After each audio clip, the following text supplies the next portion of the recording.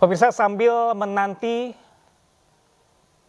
perjalanan menuju Pengadilan Cirebon, Jawa Barat untuk menjalani sidang kedua peninjauan kembali saka tatal, pemirsa, untuk membahasnya lebih dalam terkait sidang kali ini dengan agenda jawaban termohon atau jaksa penuntut umum. Kami akan membahasnya bersama dengan kuasa hukum dan juga praktisi hukum, pemirsa. Ada Bapak Rasman Nasution dan juga nanti akan bergabung bersama kami kuasa hukum dari saka tatal, itu ada Bung Farhad Abbas. Saya akan mencoba menyapa terlebih dahulu, ada Bung Rasman Nasution. Halo, selamat pagi Bung Rasman Nasution. Oke, pemirsa, baik.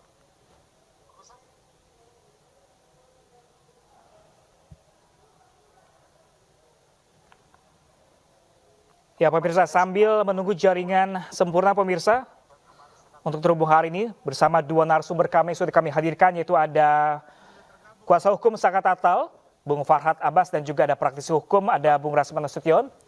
Kemudian akan membahasnya bersama kuasa hukum dan juga praktisi hukum, pemirsa. Ada Bapak Rasman Nasution dan juga nanti akan bergabung bersama kami kuasa hukum dari saka tatal, itu ada Bung Farhad Abbas. Saya akan mencoba menyapa terlebih dahulu, ada Bung Rasman Nasution. Halo, selamat pagi Bung Rasman Nasution. Selamat pagi. Ya, Bung Rasman telah bergabung bersama kami, Bung Rasman. Saya dari Batam ini.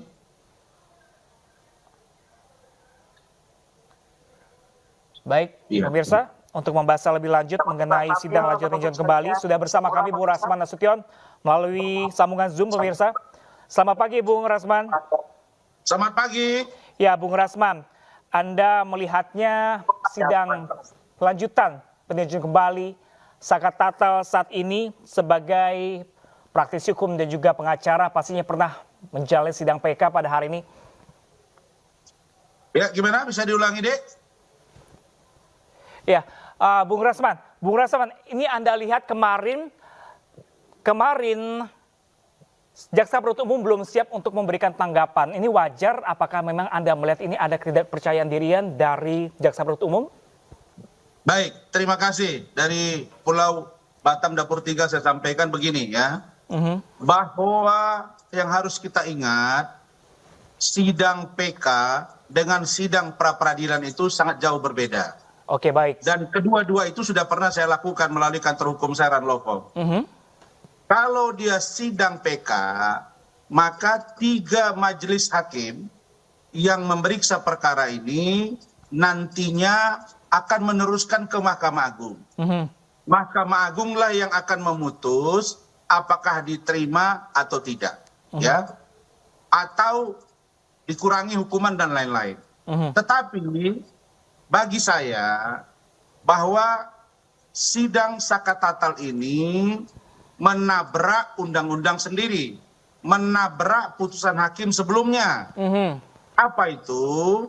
Maaf, dalam konteks hukum maksud saya bukan majelis, tetapi saka tatal dan 7 orang terpidana lain sudah mengajukan permohonan gerasi kepada Bapak Presiden Jokowi, dan itu telah ditolak oleh Bapak Presiden Jokowi.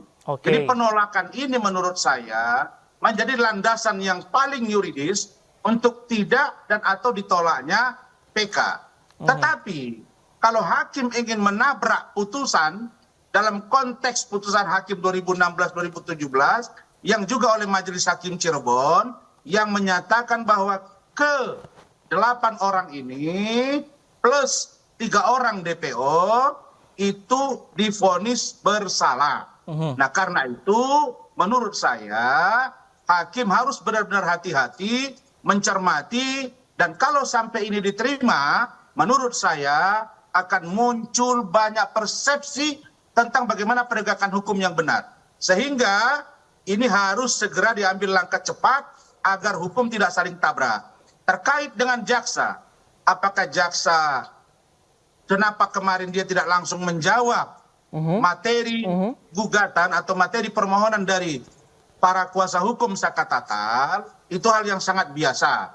Itu bukan luar biasa. Karena undang-undang memberi waktu untuk itu, sehingga hari ini mereka akan bacakan. Jadi nggak ada yang luar biasa di situ dan tidak ada yang keanehan di situ. Menurut saya itu biasa-biasa saja. Begitu. Oke, Bung Rasman, artinya ini kemarin adalah sidang PK ini menurut Anda artinya mendobrak atau menabrak keputusan hukum dan gerasi yang ditolak. Oh iya, ini Artinya sangat sudah mendobrak. menolak hukum yang sudah inkrah saat itu di Ya. tahun 2016. Tapi kita tidak Ya. hanya berdua, Bung Rasman, kita ada juga Bung Farhad Abbas yang siap bergabung bersama kami pagi hari ini. Kita Ya, sapa terlebih dahulu. silakan. Bung Farhad, selamat pagi Bung Farhad.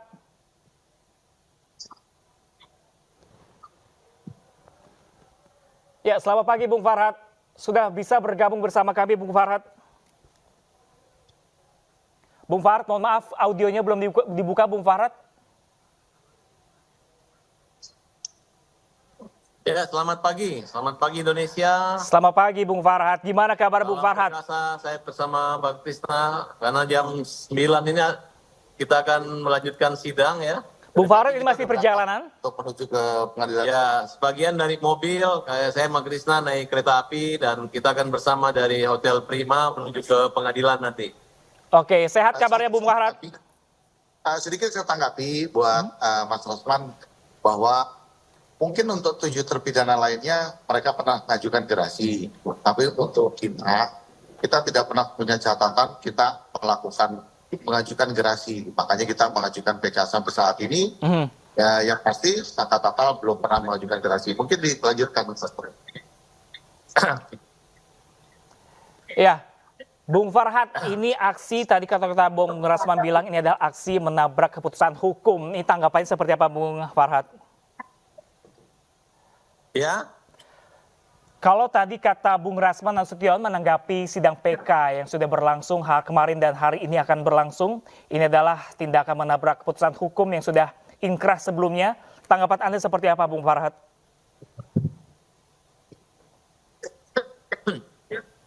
ini kan baru pembacaan memori PK. Kami belum mengomentari banyak, kita baru akan mendengar jawaban dari jaksa penuntut umum ya. Ya mudah-mudahan nanti setelah kita mendengar jawaban apa alasan, karena ini jaksanya kan pada diam semua, mereka MP21, mereka yang punya kewenangan untuk melakukan penuntutan, sehingga walaupun hakim memutuskan, yang kita anggapkan sekarang banyaknya saksi yang mencabut-cabut keterangan, bahkan siap masuk penjara apabila tidak benar dan mengatakan bahwa ini adalah rekayasa dari Rudayana dan diarahkan oleh Rudiana. Karena memang terbukti saksi tersebut tidak pernah hadir di pengadilan, hanya sumpah saja. Nah, disinilah kita menganggap bahwa adanya rekayasa penyidikan, penuntutan, dan maupun pengadilan. Dengan dikabulkannya pra peradilan PEGI, berarti kan hilang DPO, hilang pelaku-pelaku utama yang punya peran dalam membunuh, memperkosa Vina dan Eki. Nah, di sini adalah upaya terang kami menerang menjadi perhatian seluruh Indonesia. Semoga para hakim nanti di Mahkamah Agung bisa menganulir kembali putusan, kemudian mengembalikan kembali harkat martabat kehormatan daripada Sakatata dan seluruh narapidana yang dihukum dengan tanpa kesalahan mereka, yang mana kita menyimpulkan kemarin itu adalah merupakan kecelakaan dan pernah diolah TKP oleh Polsek Talun, khususnya mengenai kecelakaan lalu lintas, dengan menyerahkan beberapa poin hukum yang mungkin itu akan menjadi pertimbangan dan kenapa kita melakukan PK saat ini. Oke, artinya dari mata tim kuasa hukum rekan Bung Farhad, ini adanya penyidikan ini di tahun 2016 ini menurut Anda artinya direkayasa? Ya, kalau untuk sementara ini direkayasa, karena tidak ada satu orang saksi pun atau saksi yang melihat, mengalami atau mendengarkan. Hanya 2 orang, itu si Dede dan Aep. Si Dede sudah mencabut keterangan dan mengaku bahwa ini dia hanya mengikuti arahan daripada Rudiana, begitu juga Liga Akbar. Nah, jadi kita harus berbesar hati dan Polri juga harus berbesar hati, Polri sebagai dokter hukum, untuk bagaimana kesalahan prosedur maupun rekayasa ini dapat diluruskan kembali, dan kalau memang mereka yakin ada pembunuhnya, dicari siapa pembunuhnya. Kalau mereka mengolah TKP awal kecelakaan, ya harus berjiwa besar bahwa mereka meninggal karena kecelakaan tunggal. Oke, baik Bung Rasman, kita ke Bung Rasman terlebih dahulu. Bung Farhad, selain ada Bung Farhad, ada Bung Rasman juga hadir pada pagi hari. Bung Farhad, Bung Rasman, seperti apa nih adanya rekayasa penyidikan di tahun 2016, namun ini ada gerasi ditolak oleh Presiden. Seperti apa Anda menanggapinya, Bu Rasman? Begini, pertama saya luruskan dulu rekan saya, Bung Krisnamurti. Saya masih ingat sebulan yang lalu ketika Saka Tatal datang bersama dengan kuasa hukumnya, didampingi oleh kakaknya. Di situ Saka Tatal mengatakan tidak ingat apakah dia pernah menandatangani permohonan gerasi. Dan dia mengatakan pernah tanda tangan, tapi tidak tahu apa bunyi dari yang ditandatangani. Jadi kalau untuk memastikan itu benar atau tidak, saya pikir bisa dicek. Tentu permohonan gerasi itu kan melalui yang disampaikan oleh rutan atau lapas, di mana atau bapas, di mana Saka Tatal ditahan. Itu pasti dapat. Minta saja ke sana atau mintakan kepada pengadilan untuk meminta apakah ada permohonan tersebut. Nah, kalau itu ternyata tidak ada, ya artinya dasar saudara-saudara untuk melakukan gugatan PK ini ya bisa menurut logika saya diterima 50%. Kenapa saya bilang 50%? Karena ini menabrak lagi putusan hakim sebelumnya yang sudah menyatakan beberapa orang DPO dan ke-8 orang ini bersalah. Nah, tetapi di luar itu yang paling urgent menurut saya adalah bagaimana nanti para saksi yang dihadirkan. Saya dengar ada Pak Ugro, ada Pak Susno, ada Reza Indragiri, ada Yongki, Dr. Yongki, sahabat saya sebagai pidana. Itu silakan aja dituangkan. Tetapi kalau menurut pandangan hukum saya, bahwa posisi sidang PK Saka Tatal hari ini, dan ada beberapa ke depan yang akan juga PK, saya lihat itu kemarin pengacaranya Rivaldi atau siapa ya, saya tidak ingat namanya, itu juga akan mengajukan sidang PK, itu tidak masalah, itu tidak masalah, tetapi menurut saya yang masalah nanti muncul, kalau sampai sidang PK Saka Tatal ini diterima oleh Mahkamah Agung, maka menurut saya akan muncul banyak persepsi dan persoalan hukum yang serius. Kalau dari awal saya katakan, lakukan eksaminasi supaya tidak menjadi serangan kemana-mana. Saya dari awal katakan, jangan Polri saja yang diserang. Jaksa juga bertanggung jawab ketika dia mengajukan tuntutan, ketika dia memeriksa perkara. Mereka melalui tahapan pra-adjudikasi. Jangan juga jaksa diserang dengan polisi, ikut juga hakimnya. Gitu. Nah, sebagaimana hakim juga telah memutus perkara, seluruhnya kena hukuman seumur hidup. Ini hal yang serius. Maka saya katakan, lakukan proses penerapan hukum dari awal. Kalau PK Saka Tatal ini dikabulkan. Tetapi kalau ternyata tidak, maka menurut saya ini juga perlu pendalaman-pendalaman agar kasus ini tidak serta-merta dianggap bahwa orang yang ada di dalam itu tidak melakukan. Kenapa? Karena yang seluruh terpidana 8 orang itu telah mengajukan gerasi. Katakanlah Saka Tatal tidak mengajukan gerasi karena dia masih anak-anak dan lain-lain. Tapi yang lain itu mengajukan gerasi. Di luar itu mereka juga sudah mengajukan pra-peradilan. Nah, pra-peradilan itu oleh yang 5 orang ya, minus Saka Tatal. Dan itu ditolak gitu. Jadi ada banyak hal ini. Ada yang disebut dengan gerasi ditolak, ada yang juga mengajukan pra-peradilan ditolak, lalu kemudian diajukan PK, dan ini menabrak hukum itu sendiri.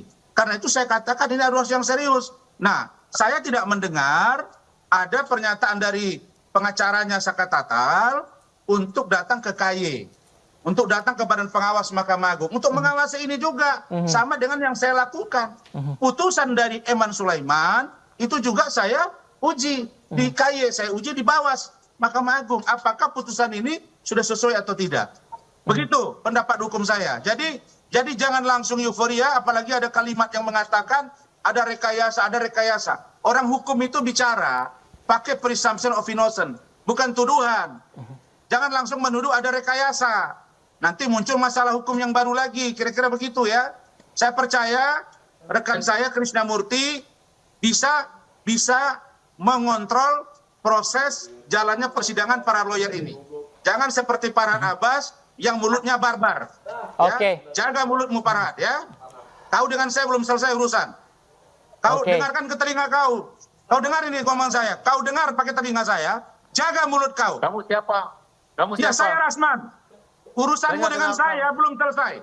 Tapi ini saya kesampingkan ya. Ayo, ini saya kesampingkan. Oke, Bapak-bapak, Agar kita masalah berdialog pribadi ini kita intelek. kesampingkan terlebih dahulu. Supaya dialog ini intelek, saya Ayo. minta supaya Saudara Sudah sarapan Krisnamurti, kalau saudara Kamu sudah saya laporkan. mengajukan PK, jangan kau jawab Bapak dulu. ke Polda Metro Jaya. Saya masih ngomong ini. Kamu kasar, kamu mengancam saya. Oke, Bapak-bapak, Ini, untuk masalah aduh. pribadi kita kesampingkan dulu. Jadi, Kita untuk pagi hari ini konteksnya Kita adalah harus peninjauan gentle, kembali ya. sekat Saya tatal. minta dari kesampingkan. Kenapa saya kesampingkan? Saya minta agar rekan saya Krisnamurti yang lebih cool, yang lebih sportif untuk supaya kalau menyampaikan statement, saya juga keras. Dan itu diakui oleh Kamu Saudara udah kalah Farhad, taruhan, kerasman. Tapi Tidak kontrol. bebas. Kamu dulu Jangan memastikan menuduh akan orang, ditolak. ya. Ternyata kita Begitu menang. ya. Berarti kamu udah kalah. Jadi udah saya jangan kira, pernah ngomong lagi ya. Oke. Saya kira Udah kalah. saudara silakan Udah ajukan kalah. PK. Loh, kok ngomong terus kau ini? Kau nggak suka dimanapun ayo. Oke, Masa baik. kau Udah kalah dan Baik, silakan Bung Farhad. Bung Farhad, silakan. pengacara Berbi- sesungguhnya. Bisa nggak ini? Halo, host? Ya, Bung Tolong Rasman. tertibkan dia ini. Kita berikan Jadi saya minta kesempatan untuk Bung Farhad untuk agar menjawab terlebih dahulu. Kalau saudara-saudara mengajukan PK, maka ajukanlah sesuai dengan konteks penegakan hukum itu sendiri. Kemudian, kalau ini ternyata ditolak, jangan nanti mengatakan bahwa oh ini hakimnya tidak fair, hakimnya rekayasa sama dengan yang kemarin-kemarin. Tapi kalau ini diterima, silakan. Polisi kan sudah samaan wa ta'atan. Polisi sudah patuhi. Begitu Peggy Setiawan dinyatakan bahwa harus dikeluarkan dari penjara, polisi turun nurut. Tapi saya dapat informasi kemarin sore bahwa polisi sedang melakukan tahapan-tahapan penyelidikan, mengumpulkan novum baru untuk juga melakukan penyidikan. Itu hak polisi kan? Tetapi yang saya ingin katakan bahwa proses penegakan hukum PK Satal ini, menurut saya, Saka Tatal ini, kalau ini sampai dikabulkan, ini akan menimbulkan keresahan baru dalam konteks penegakan hukum. Ya, bukan pada pribadi Saka Tatal, dalam konteks penegakan hukum. Oke, Maka Bung tidak ada Krisna, pihak mungkin lain, bisa menambahkan harus Bung Krisna. eksaminasi semuanya, begitu.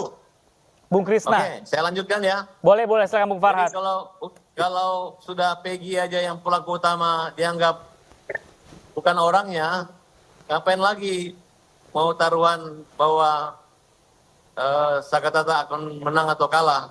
Kami menganggap ini bukan lagi perperangan di pengadilan, tapi kemenangan sudah di depan mata.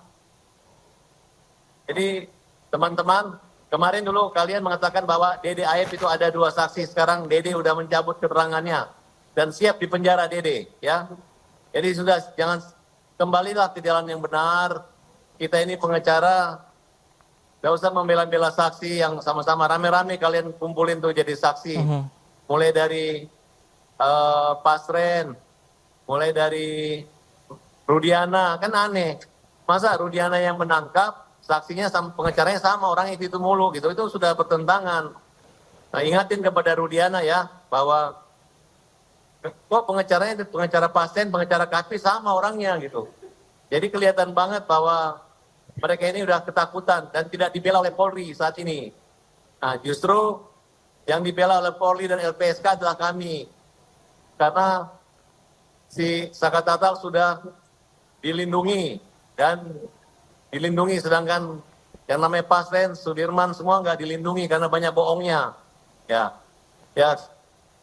kalau saya menyarankan sebaiknya pengacara-pengacara ini minta LPSK aja lah kalian, karena sedikit lagi kalian juga akan kita laporkan sebagai pembuat kegaduhan. Ya, ingat itu, catat itu.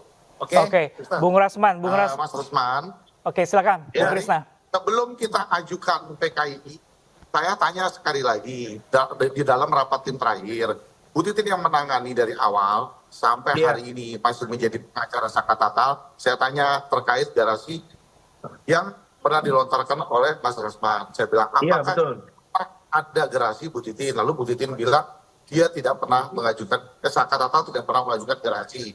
Lalu Saka Tatal saya tanya, pernah nggak mengajukan gerasi? Lalu dia katakan juga, tidak pernah. Makanya kami mengajukan PK. Lalu terkait novum PK yang kita ajukan kemarin, bahwa novum PK itu belum pernah ada di persidangan tahun 2016 kemarin.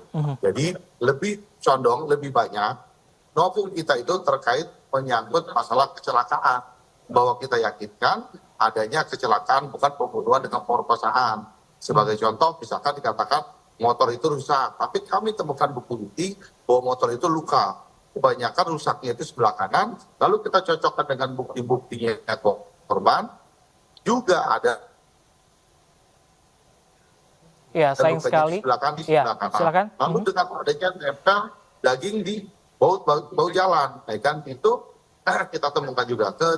Yang terakhir adalah novumnya itu kita menemukan tidak adanya luka tusukan di dada dan sabetan samurai yang sebagaimana di putusan 2016 itu ada barang bukti senjata tajam bahwa ada luka tusukan, begitu. Oke, Bung Krisna dan Bung Farhad, ini kan cenderung mengalihkan kasus pembunuhan ke kasus kecelakaan di mana 8 tahun lalu ini para terpidana ini dihukum sangat berat sekali, bahkan seumur hidup. Dan juga bahkan Presiden ini menolak memberikan gerasi dan pra-peradilan juga ditolak. Ada kekhawatiran nggak langkah PK Saka ini sulit untuk diterima? Itu sebenarnya ada dua paham. Kalau misalnya untuk perkara biasa yang sudah mengajukan gerasi itu boleh tidak boleh mengajukan PK. Tapi untuk perkara yang sangat luar biasa merupakan kejahatan dalam penegakan hukum dan keadilan ini, itu ada jurisprudensi beberapa kasus yang gerasi bisa mengajukan PK selama pengadilan tidak menolak. Gitu. Jadi kalau kita mengejar kebenaran material, nah kita harus tahu bukan tujuannya hukum untuk keadilan, bukan untuk menyembunyikan yang adil dan menimbulkan yang tidak adil. Gitu. Jadi nggak usah khawatir. Kalau Saka Tatal tidak pernah melakukan gerasi, 7 orang itu pernah melakukan, dan tidak ada juga larangan. Hakim bisa membuat atau menerobos sebagai pembuat undang-undang. Jadi jangan ditakut-takutin lagi kita akan ditolak. Ntar nanti kalah lagi loh kayak Peggy, katanya punya data semua ternyata enggak. Kan kasihan, kamu udah hina-hina maki-maki orang tapi orang yang bebas merdeka. Oleh karena itu, saya minta orang-orang yang menghina Peggy minta maaf dan minta ampun bertobat. Jangan sampai dilaporkan lagi, segera. Oke, Bung Rasman, ini Bung Farhad dan juga Bung Krisna ini untuk mencari keadilan. Kalau Anda lihat ini Ibtu Rudiana selaku orang tua korban dan juga penyidik, bukankah dengan kasus ini dibuka kembali, Saka Tatal ajukan PK, Peggy pra-peradilan diterima, ini jadi petunjuk baru agar para pengacara dan juga kepolisian bekerja sama untuk mencari siapa dalang di balik ini semua. Baik, terima kasih. Jadi begini ya, saya sekali lagi sampaikan bahwa data yang kita punya 2020 termasuk Saka Tatal itu mengajukan gerasi. Nah kalau ternyata itu tidak ada, tolong itu dibuktikan, dibawa ke proses pembuktian bahwa surat itu ditemukan dan dari penjara bisa saja misalnya kuasa hukumnya Bu Titin tidak tahu. Itu pikiran saya. Kalau ternyata itu tidak ada ya bagus. Tetapi bukan berarti saya melihat bahwa apa yang dilakukan oleh saudara Krisnamurti dan kawan-kawan ini secara hukum akan menang telak. Menurut pikiran saya juga perlu tahapan dan perlu pendalaman. Kemudian ini saya minta diluruskan ya. Saya tidak mau disebut-sebut saya dengan orang-orang itu. Ya saya bukan Elsa Sharif, saya bukan Fitra Ramadan, ya. Mereka, saya tidak mau ikut. Saya tidak mau ikut di pengacaranya Rudiana. Anda harus tahu itu, ya. Saya juga tidak bergabung dengan pengacaranya AF. Saya juga sudah keluar dari pengacaranya Kahfi. Anda harus tahu itu. Kenapa? Karena saya ingin concern pada pikiran saya, pada pendalaman tim saya, dan juga concern pada putusan Pak Hakim Eman Sulaiman di KY dan Badan Pengawas Mahkamah Agung. Nah, perkara orang kami satu persepsi, Anda sudah tahu dari awal kan saya yang sudah berdiri tegak untuk Polri dalam hal penegakan hukum. Saya tidak serta-merta mengatakan bahwa Polri itu yang paling benar. Tapi menurut saya, kalau ini ada kesalahan, maka ada institusi Polri yang terlibat, ada oknum institusi Polri yang terlibat, ada oknum institusi kejaksaan yang terlibat, ada oknum hakim yang terlibat di institusi kehakiman. Inilah proses yang saya minta didalami gitu. Nah, lalu kemudian masalah Peggy Setiawan. Ini jangan dibelok-belok. Kita kan orang hukum. Peggy Setiawan itu tidak ada dalam amar putusan Hakim Eman Sulaiman yang menyatakan bahwa dia bukan pelaku pembunuhan. Bukan. Kalian harus paham itu. Di situ hanya disebut bahwa tidak dilakukan pemanggilan sebanyak 3 kali melalui surat. Yang kedua, tidak diperiksa sebagai calon tersangka. Maka hakim berkeyakinan dalam ini Hakim Eman Sulaiman mengabulkan seluruhnya, termasuk poin-poin yang lain. Itulah yang saya lihat melampaui petitum, melampaui kewenangan hakim, itulah yang kita laporkan. Contoh, kemarin saja PN Surabaya, kau jangan jawab dulu. Wakilnya apa melaporkan? Oke, satu persatu Bapak-bapak. Kau ini, Kita dengarkan dulu Bung Farhat, ini Bung Rasman menjelaskan, nanti kita akan menanggapinya. Saya. Apalagi mau kau pakai ini? Kenapa nggak pakai apa kau hari ini? Kenapa nggak pakai baret kau? Ini udah pakai kacamata hitam, kemudian pakai apa rambut, bendo, ya. Besok pakai apa kau lagi? Pakai baju perempuan. Tapi kalau kau jago, main kita gitu. Ya, ini saya nggak mau menjadi anak-anak perdebatan ini. Lalu kemudian saya ingin katakan bahwa Pengadilan Negeri Surabaya kemarin membebaskan anak anggota DPR RI yang diduga anaknya itu membunuh pacarnya. Tapi dibebaskan. Hari ini bereaksi semua orang bahwa putusan hakim ini tidak benar, melaporkan ke KPK, melaporkan ke polisi, minta KY turun, minta Bawas turun. Lah, saya sudah baca tugas pokok dan fungsi Komisi Yudisial. Itu pengawasan eksternal. Untuk pengawasan internal hakim, ada namanya Badan Pengawas Mahkamah Agung. Kita itu sudah rapat, Bapak. Kita juga minta pakar-pakar. Kita lihat bahwa warga negara, warga masyarakat, kelembagaan, akademisi, boleh menguji, boleh mengadukan, boleh melaporkan putusan hakim. Putusan hakim ya, bukan pribadinya, putusan hakim. Nah, perkara nanti putusan hakim itu berimplikasi bagi pribadi seorang Eman Sulaiman, Bung Rasman, kita persilakan Bung Farhat berbicara. Nanti, ya, jangan dipotong pembicaraan dulu. Silakan nanti KY dan Bawas yang menguji.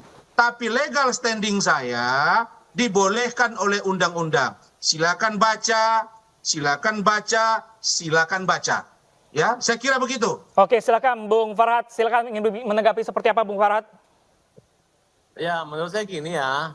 Itu kalau sampean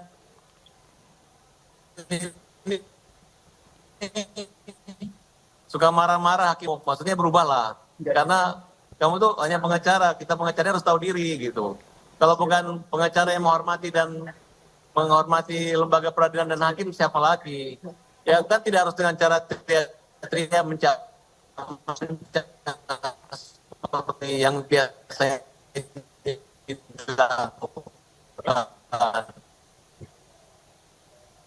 Ya, Bung Farhat. Tapi oke lah, hari ini saudara mengakui bahwa sudah tidak gabung sama Elsa Sharif dan tidak lagi, kalau dia nggak ada yang nunjuk lawyer lain yang benar. Saran saya, ayo sini ikut. Itu artinya bahwa Mas Rasman kalau mau bergabung dengan kami minta sumbang pikirannya, berkontribusi untuk mencari keadilan, bergabung dengan Mas Abbas dengan Rasman Nasution, kalau bergabung akan menjadi lebih besar. Tapi ada syaratnya, harus betul-betul validasi tentang SK-nya dan BAS-nya. Kalau memang sah tidak pernah di itu, berarti nggak usah. Kita mengharapkan kontribusinya dari Mas Rasman untuk bersama-sama dengan sumbang pikirannya. Gitu Mas Rasman. Gimana Bung Rasman tuh diajak untuk bergabung? Ya, terima kasih atas ajakannya. Saya mau saja gabung, tapi mental saya, pikiran saya, hati saya, tim saya menolak. Kalau ada di situ wajah seorang Farhat Abbas yang menjijikkan. Tetapi bagi saya itu Kamu biasa lagi saja. dibully se-Indonesia, dibully di Kalau Indonesia. laporan, iya Jangan kan boleh ngejek-ngejek kalau saya aku bilang ya. menjijikkan, kenapa rupanya? Jangan Menjijikkan ngejek aku. kata-katamu, menjijikkan sikapmu, itu hak saya dong. Nah, lalu kemudian terhadap perspektif hukum yang saya lakukan untuk pembelaan yang saya yakini, saya juga punya hak untuk membela institusi kepolisian. Saya tidak mau juga hak-hak polisi dikebiri hanya gara-gara kasus mereka yang berperkara saat ini. Begitu. Oke, kalau Bung Rasman melihat, Bung Rasman, prediksi Bung Rasman berapa persen ini PK bisa diterima, Bung Rasman? Saya berkeyakinan bahwa PK ini harus betul-betul didalami oleh majelis hakim. Kalau benar ternyata ada pengajuan gerasi oleh Saka Tatal, saya yakin ditolak. Tapi kalau ternyata itu tidak ada pengajuan gerasi, keyakinan saya 50-50.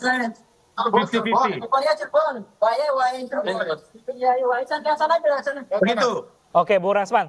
Bung Rasman, kalau jika Anda melihat kemarin, sidang pertama kemarin, hari Rabu kemarin, perdana kemarin, ini kalau Anda lihat sejumlah novum yang diberikan, apakah ini bisa mematahkan? Saya sudah baca, saya sudah dengar kemarin novum-novum yang mereka sampaikan itu lebih dari 10 ya. Dan salah satunya itu adalah putusan Peggy Setiawan. Menurut saya, Peggy Setiawan itu putusannya tidak menyebut bahwa dia bukan pelakunya. Itu hanya pada proses administratif. Jadi kalau besok polisi menemukan barang bukti yang baru yang sah secara hukum, mereka lakukan penyelidikan dan penyidikan baru, bisa dilakukan proses pemeriksaan itu.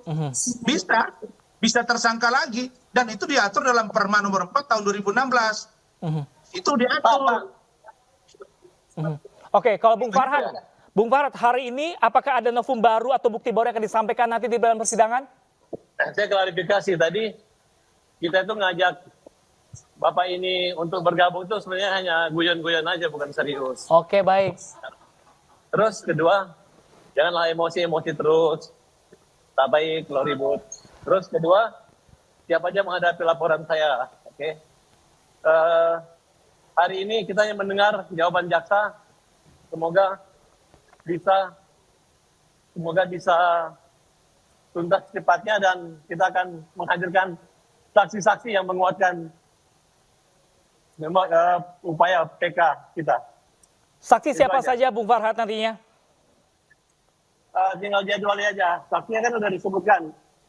Di antaranya ahli forensik psikologi Reza Indragiri dan beberapa ahli pidana, pengacara pidana dan juga saksi-saksi yang selama ini tidak pernah dengarkan keterangan kesaksiannya di pengadilan negeri sejak perkara awal dimulai. Oke, Bung Rasman, nanti ada saksi sejumlah saksi ya. Hadirkan Dede dan Diga Akbar di pengadilan. Oke, Karena baik. untuk mencabut BAP itu harus di muka hakim. Makanya satu kesempatan buat Dede dan Diga Akbar membuat pencabutan keterangan dia selama ini.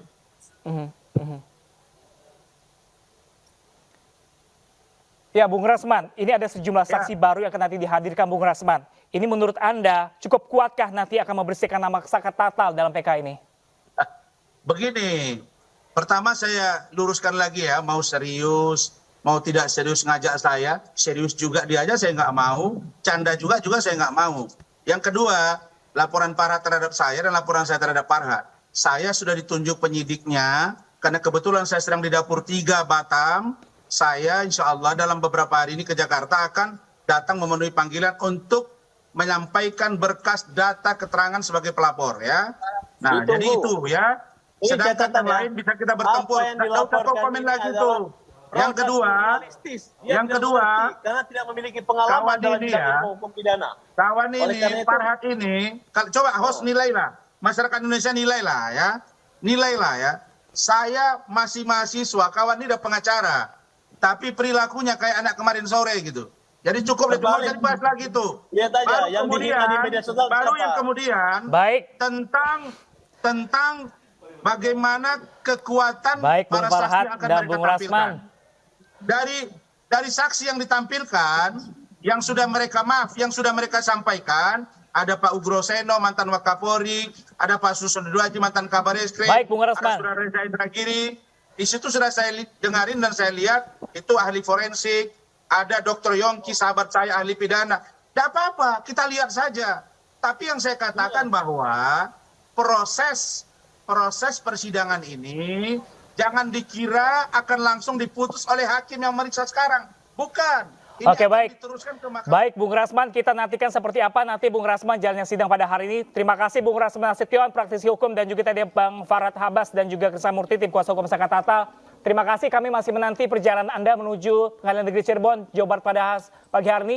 Terima kasih Bapak-Bapak telah bergabung bersama kami di Breaking News kali ini.